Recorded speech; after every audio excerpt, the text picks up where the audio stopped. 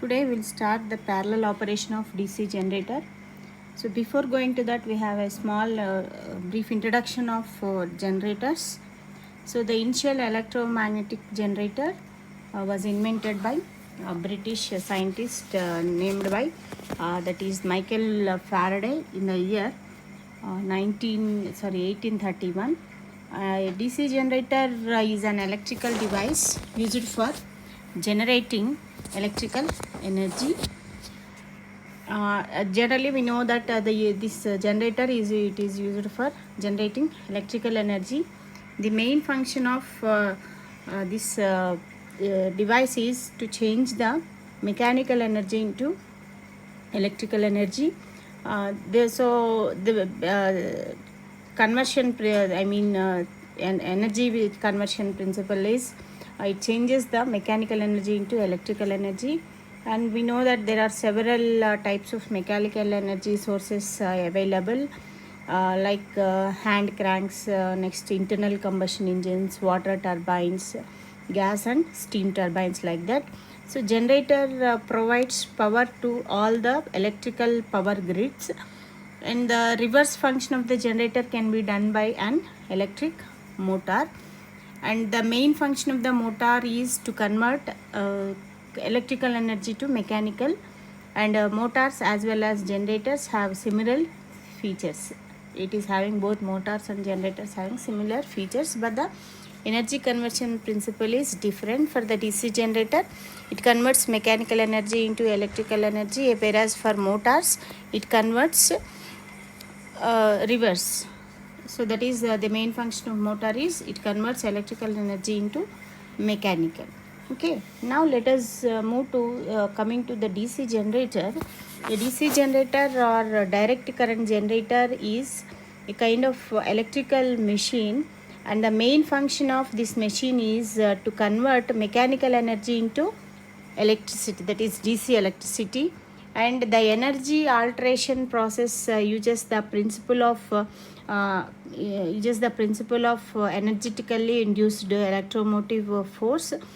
Okay, so it is a direct DC direct current generator, and the main function is it converts mechanical energy into DC electricity or electrical energy. And the energy alteration process that uses the principle of energetically induced electromotive force. And next one, that is when a conductor moves slashes the magnetic flux, then energetically induced EMF, that is electromotive force, will be generated in it. And based on the electromagnetic induction principle of Faraday's laws, this electromotive force can cause a flow of current when the conductor circuit is not opened. Okay, this is about the working of DC generators. I am giving a small, a brief introduction of this DC generator. Then we will move on to parallel operation of DC generators. And coming to construction, a DC generator, it is having some stator, rotor, like yoke, poles, pole shoes, field windings, armature core, and armature winding, commutator, and brushes. And the main two essential parts are stator and rotor. Let us see what is stator. The stator is an essential part of the DC generator, and the main function of this is to provide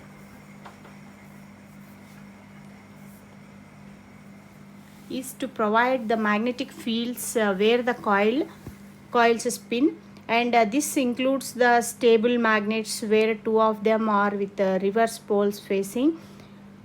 These magnets are located to fit in the region of the rotor. That is, stator is the main part of the DC generator, and the main function is to provide the magnetic fields where the coil spins, and this includes the stable magnets where there are two of them are with reverse poles facing. And next, coming to rotor or armature core. Rotor or armature core is the second essential part of the DC generator, and it includes slotted iron laminations with the slots that are stacked to shape a cylindrical armature core. And these generally we know that the laminations are they made to reduce the eddy current losses. Okay, and next one, armature winding.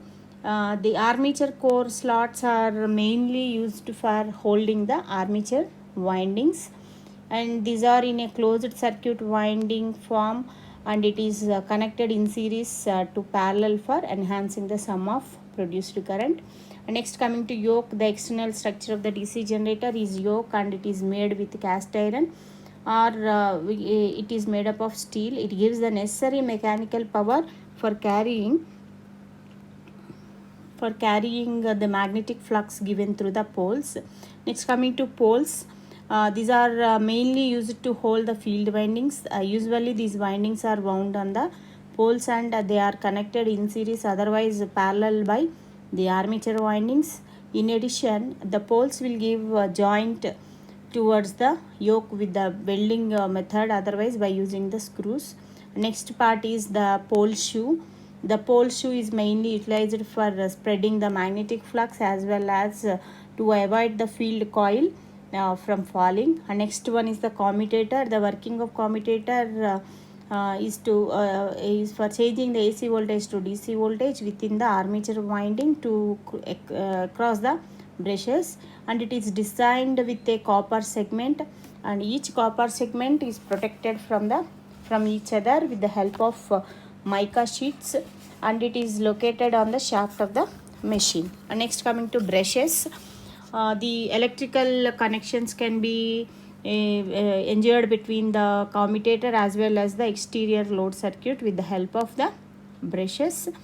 And coming to small introduction of this working principle, the DC generator working principle is based on Faraday's laws of electromagnetic induction. Whenever a conductor is located in an unstable magnetic field, an electromotive force gets induced within the conductor. The induced EMF magnitude can be measured from the equation of the electromotive force, and if the conductor is present with a closed lane, the current which is induced will flow in the lane. And in this generator, field coils will generate an electromagnetic field as well as the armature conductors, and they are turned into the field.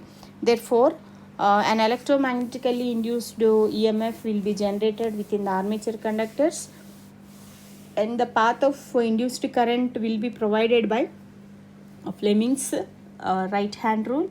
Coming to DC generator EMF equation, E is equal to EB is equal to 5Zn by 60 into P by A. And the types of generators we know: separately excited, self-excited. And in separately excited type, the field coils are strengthened from an autonomous exterior DC source, and in self-excited we have series generator, shunt generator, and compound generator. And in self-excited type, the field coils, that is, if in a series wound, both the field winding and armature winding are connected in series with each other, and in shunt wound, both the field winding and armature winding are connected in parallel with each other, and in the compound winding is a blend of series winding and shunt winding. So this is about DC generator. Now let us move to the parallel operation of a DC generator. So in parallel operation, in modern power system, power is usually supplied by many synchronous generators connected in parallel, which help to maintain continuity of plant operations. Nowadays, isolated one large generator is outdated. So when we connect two generators in parallel, they have a tendency to remain in step, and by doing some changes in their armature current and by connecting generators properly to the existing bus bar, this problem could be solved. That is, in general modern power system, it is with the help of a synchronous generator connected in parallel, they help to maintain continuity of power plants. Nowadays isolated one large generator is outdated, and when we connect two generators in parallel, they have a tendency to remain in step, and some changes in armature current, and by connecting the generators properly to the existing bus bar, this problem could be solved. Okay.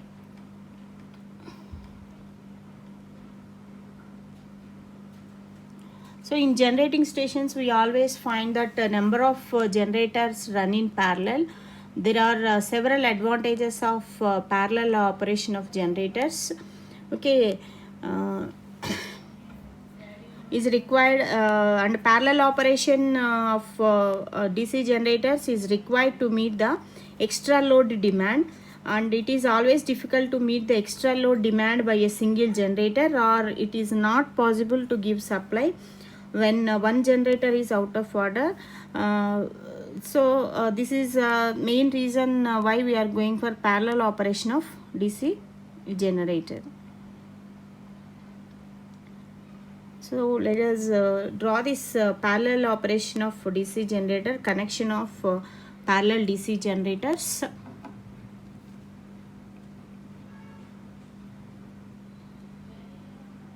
And how to connect these DC generators in parallel is, for the parallel operation of DC generators, we have to connect the positive terminal of that generator to the positive bus of the generating plant, and similarly we have to connect the negative terminal of that DC generator with the negative bus of the generating plant. And it is very important to maintain the proper polarity of DC generator during connecting it with the system bus of the generating station. And because if anyhow the polarity is reversed, then a huge short circuit fault may occur in the system, and this causes serious damage to the commutator, brushes, etc. And this may also cause the tripping of the other generators running in the system.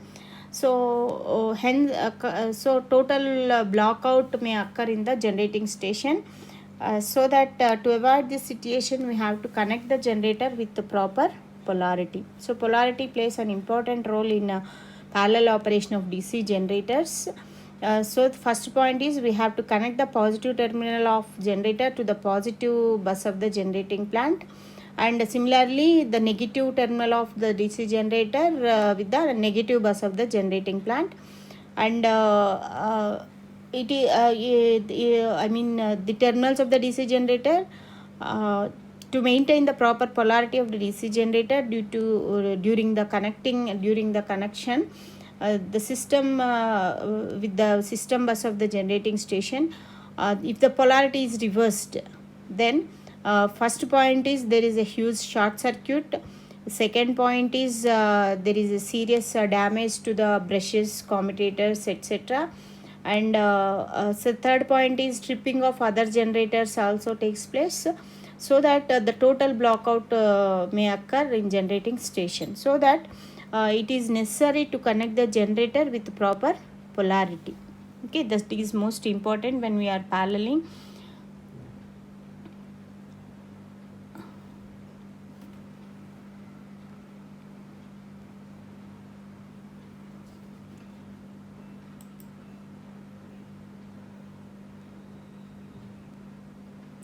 And coming to the connection of parallel DC generators, the generators in a power plant connected by a heavy thick copper bars called the bus bars, which act as positive and negative terminals. And to connect the generators in parallel, positive terminal of the generators are connected to the positive terminal of the bus bars, and negative terminals of the generators are connected to negative terminal of the bus bars. We can see in the diagram. And to connect the generator to two generators with the one existing working generator, first we have to bring the speed of the prime mover of the second generator to the rated speed. That is, at this point switch S4 is closed.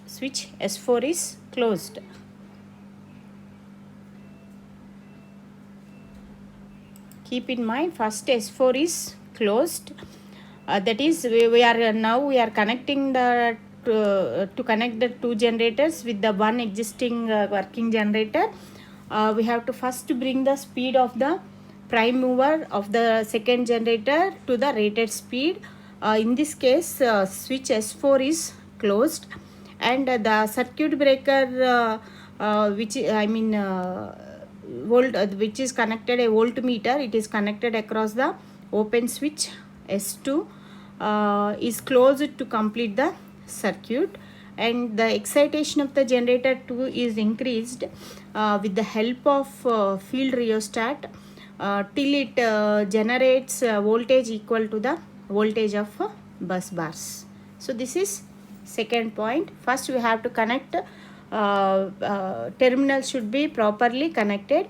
Second one is switch S4 is closed, and then voltmeter is connected across open switch S2 and it is closed so that it completes the circuit, and the excitation of the generator 2 is increased with the help of field rheostat till it generates voltage equal to the voltage of bus bars.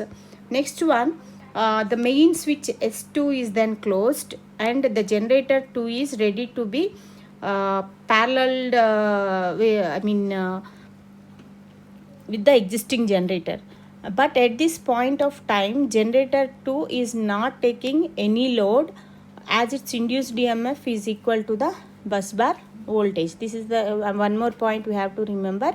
That is, when the switch S2 is closed, the generator 2 is ready to be paralleled with the existing generator, but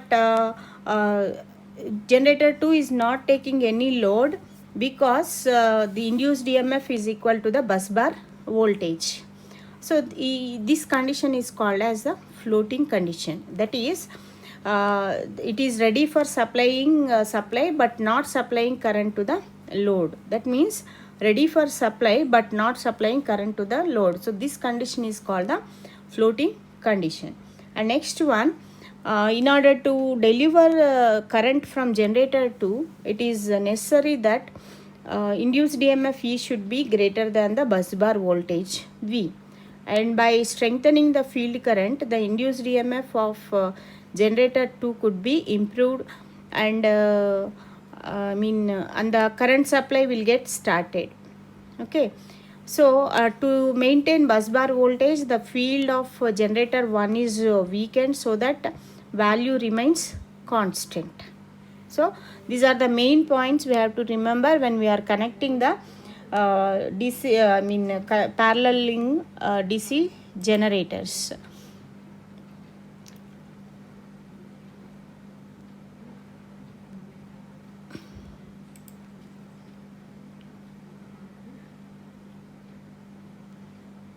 And next one, what is the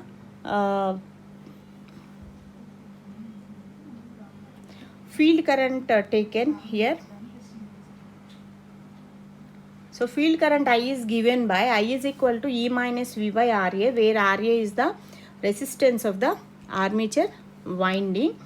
And next one, coming to this load sharing of parallel connected DC generators, the load gets shifted to another generator by adjusting induced EMF. But in modern power plant, everything has been done by a synchroscope, which gives instruction to governor of the prime mover, and here having different load voltages, then the load sharing between these generators will be I1 equal to E1 minus V by R1 and I2 equal to E2 minus V by R2, and the value of current output depends upon the values of induced EMFs, which could be managed by field rheostats to keep the voltage, to keep the bus bar voltage constant. So this is the load sharing, that is I1 equal to E1 minus V by R1 and I2 equal to E2 minus V by R2. And next, precautions. What are the precautions during parallel operation? The specification of each generator is different from the other, and when they are synchronized together, their speed are locked into the overall speed of the system. And next one, the entire load of the system should be distributed in all the generators. And next one, there should be a controller for keeping check on parameters of the engine, and this can be done with the modern digital controllers. So that these are the precautions during when we are connecting the generators in parallel. And voltage regulation also, system it is places an important role in case of voltage drop in one unit compare with other units, end up the bearing the whole voltage load of the system of parallel generators. While connecting terminals to the bus bars, extra precautions should be made. If generator is connected with the wrong polarity of the bar, it may result to a short circuit. So these are the precautions when we should take care when we are connecting the generators in parallel. And next, coming to the advantages of these parallel operation of DC generators. So first one is the cost effectiveness.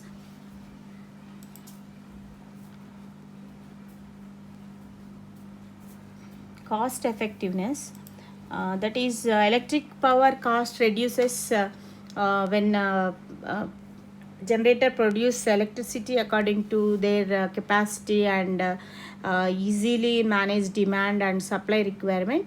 If there is a less requirement of power, one or more units can be taken on hold or start up, vice versa.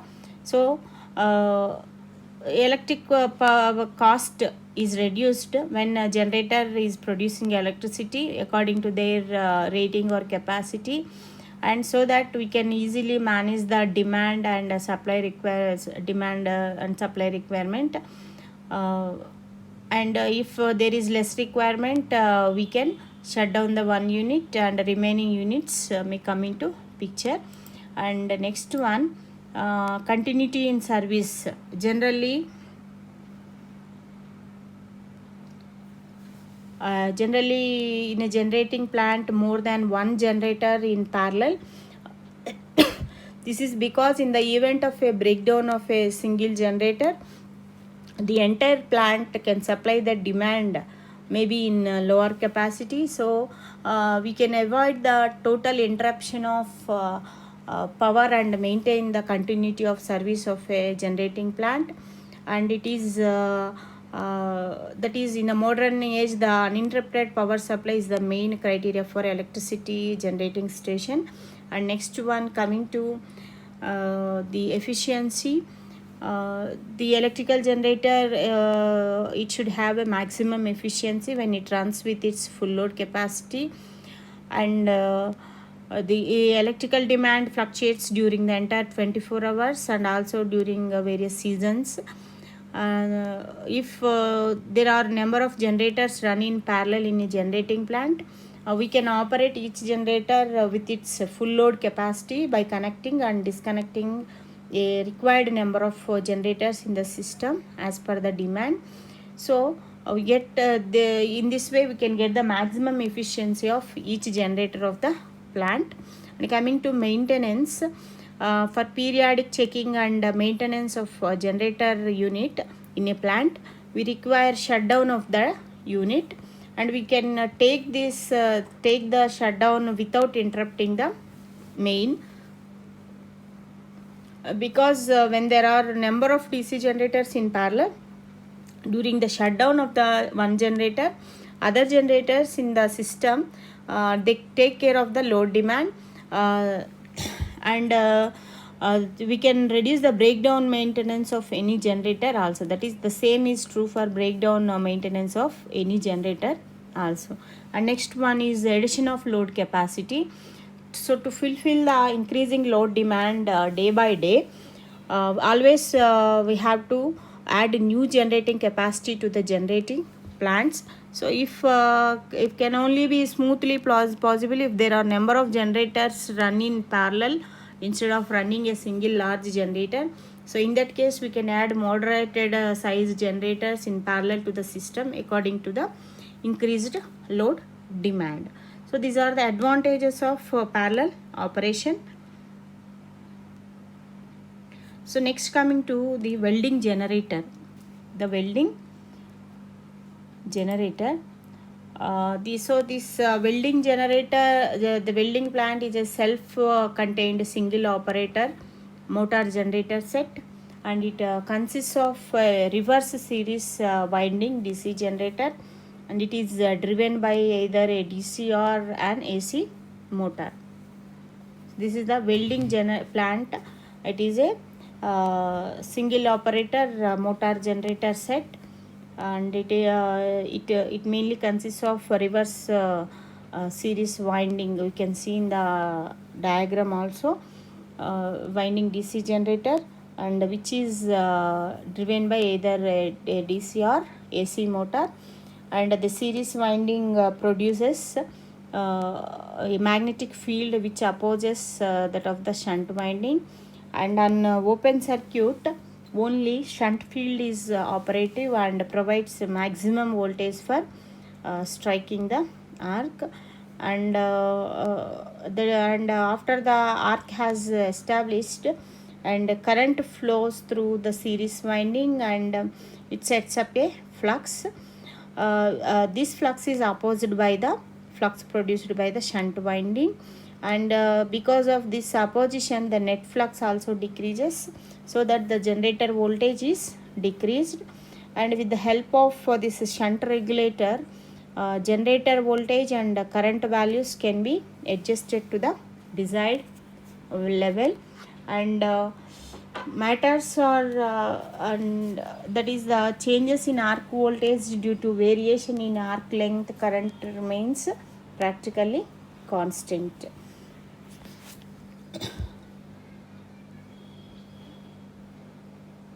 And one more thing is, here the workpiece can be made positive and electrode is negative, and if the workpiece is negative and the electrode will be positive, and how we will make that this is a positive workpiece, it can be a positive or electrode is a negative, means it depends upon the depth of penetration required and rate of which the filler metal is deposited, and the next one is the joint position and base metal thickness and the type of the metal. So these are the factors which influences the workpiece can be made positive and electrode is negative, and if the workpiece is negative and the electrode will be positive.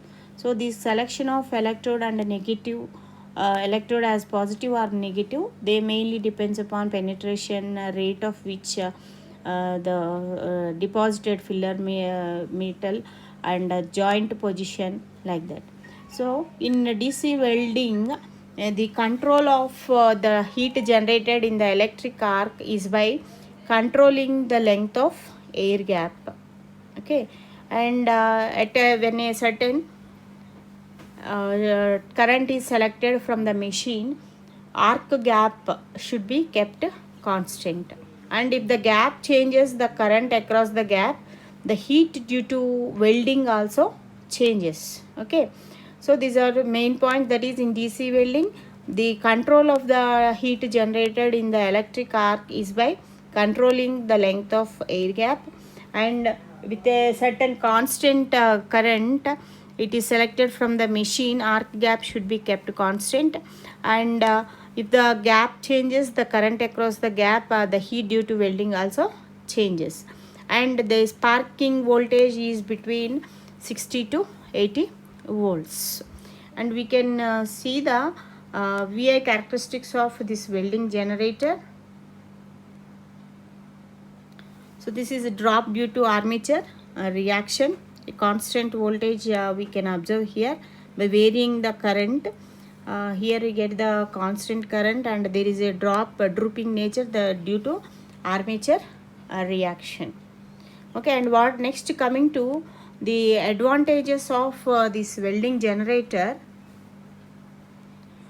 that is a portable one, and it can be used for positioning of welding, and it is used for nearly all ferrous and non-ferrous materials, and a large variety of strict electrodes we can use here, and it can be used with either straight or reverse polarity.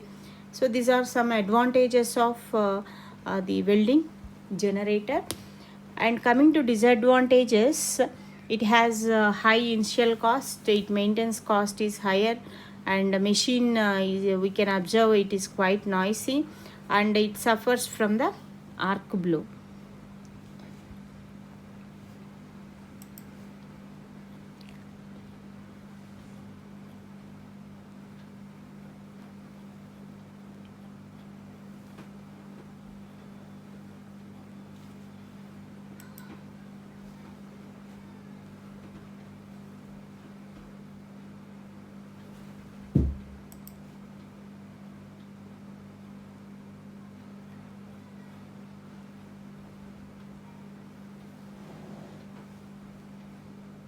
So once again we'll move to the connection of this parallel operation.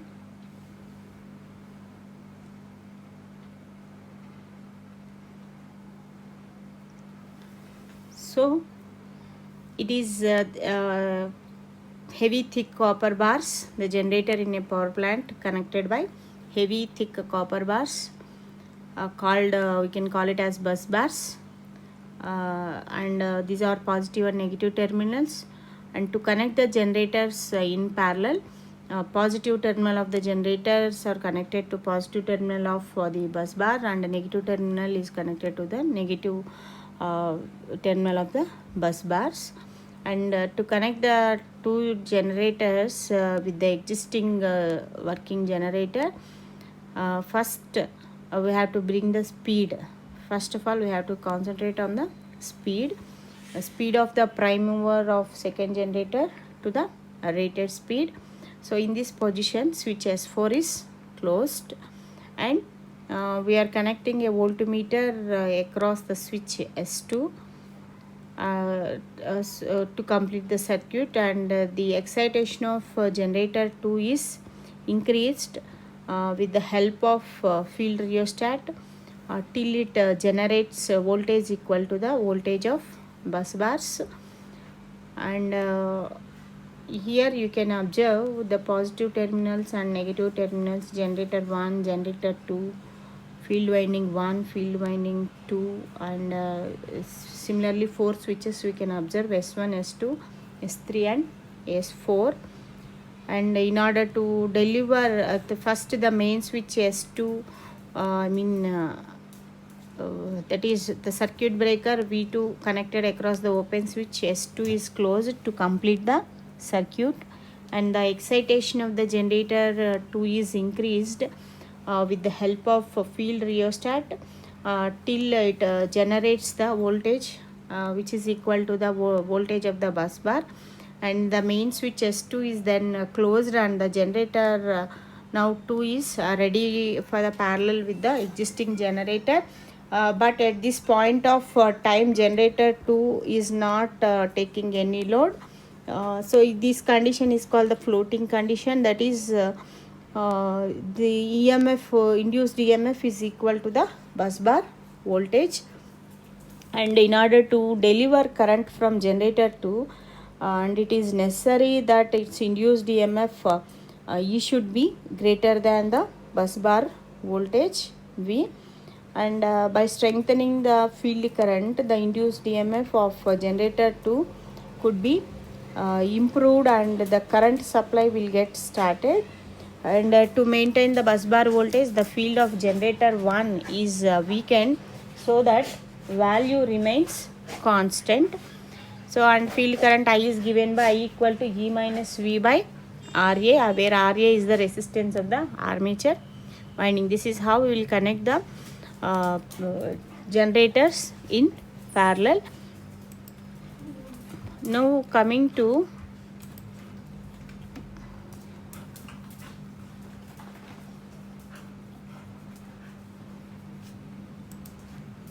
applications of DC generators. The separately excited DC generator is used for boosting as well as electroplating, and it is used in power and lighting purpose using field regulator. And next one, the self excited DC generator or shunt DC generator is used for power as well as ordinary lighting using the regulator. And for battery lighting also we can use this self excited DC generator or shunt generator. And coming to series DC generator, we can use it for arc lamps for lighting, stable current generator and booster. And a compound DC generator is used to provide the power supply for DC welding machines. And we have another in the compound DC generators we have two types: level compound DC generator, and it is used to provide a power supply for hostels, lodges, offices, etc. And over compound DC generators, it is used to reimburse the voltage drop within the feeders. So separately excited DC generators are used for electroplating, which are used in power and lighting purpose using field regulator. And next one, the self excited DC generator or DC shunt DC generator, for ordinary lighting we can use, and for battery lighting also we can utilize. And coming to series DC generator, for arc lamps for lighting and stable current generators and boosters we can use. And compound generators, they are used to provide the power supply for DC welding machines. And level compound DC generator is used to provide supply for offices, etc. And over compound DC generator, it is used for reimburse the voltage drop within the feeders. So this is about what is the how we connect the parallel operation of DC generators and welding generators, and applications of DC generators. So care should be taken while we are connecting two generators